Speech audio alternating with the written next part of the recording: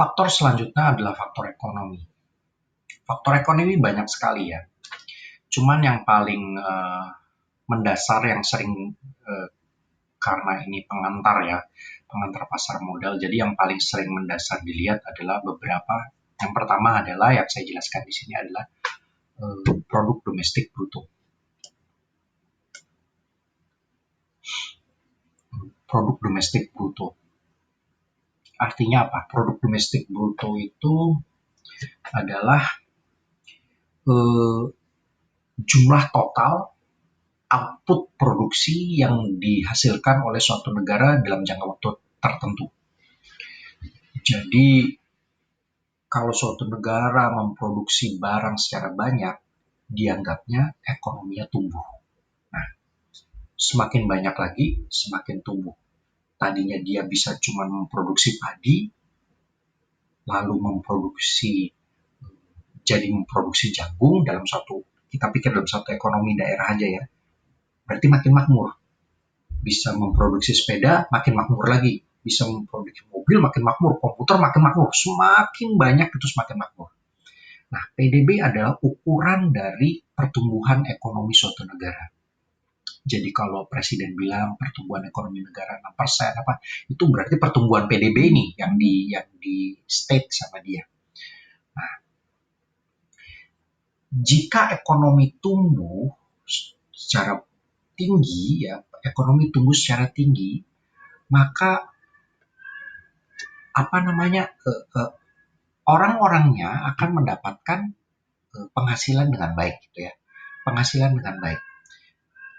yang bertambah ini akan memicu konsumsi yang bertambah. Anda mungkin sudah belajar di mikro atau makroekonomi. Jika barangnya banyak diminta, maka harga barang akan naik. Nah, kenaikan harga barang secara umum itu namanya inflasi. Ya, kenaikan harga barang secara umum. Jadi, suatu ekonomi yang tumbuh secara pesat dibayangi oleh kenaikan harga barang ini juga. Nah, jadi bagaimana pemerintah itu meracik resep ekonomi di mana pertumbuhan ekonominya harus ada, tetapi inflasinya tetap terjaga.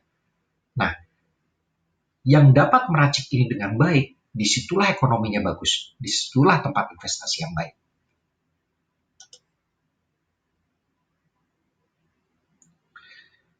Nah,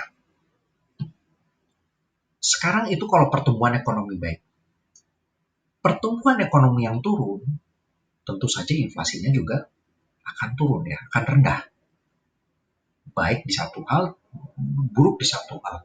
Khususnya pertumbuhan ekonomi yang turun, orang-orang yang tadinya, kita bayangin lagi suatu ekonomi di satu daerah, yang tadinya banyak sekali barang yang diproduksi, tidak hanya beras. Kemana yang bekerja dari menjual sepeda, membuat sepeda ini sudah tidak ada lagi.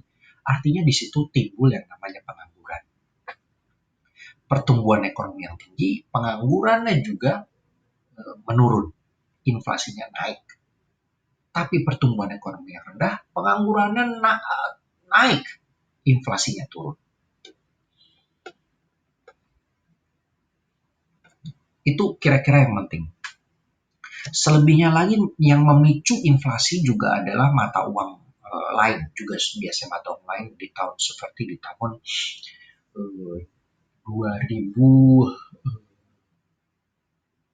2007-2008 ya.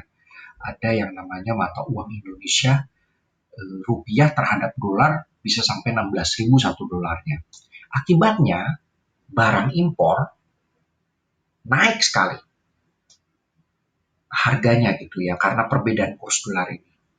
Nah, ini yang dapat mengakibatkan ketidakseimbangan ekonomi dan suatu negara pun dianggap tidak baik untuk diinvestasikan.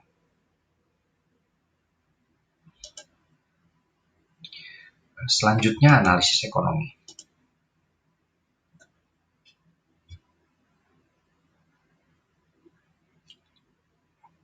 Jadi analisis ekonomi ini bagaimana cara melihat suatu perekonomian ini secara mendetil,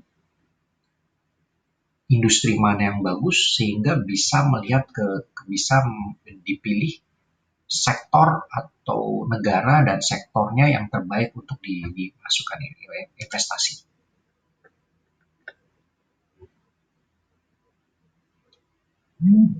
Kebijakan moneter, kebijakan fiskal harus dipadu sehingga bisa dilihat future, masa depan dari ekonomi ini. Apakah bertumbuh, apakah menurun?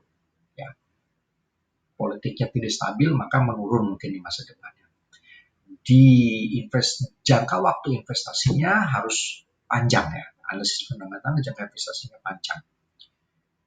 Lebih dari 3 tahun, bahkan 5 tahun, bahkan sampai 10 tahun. Karena ini akan berakibat pada keputusan-keputusan manajemen, decision dalam jangka panjang.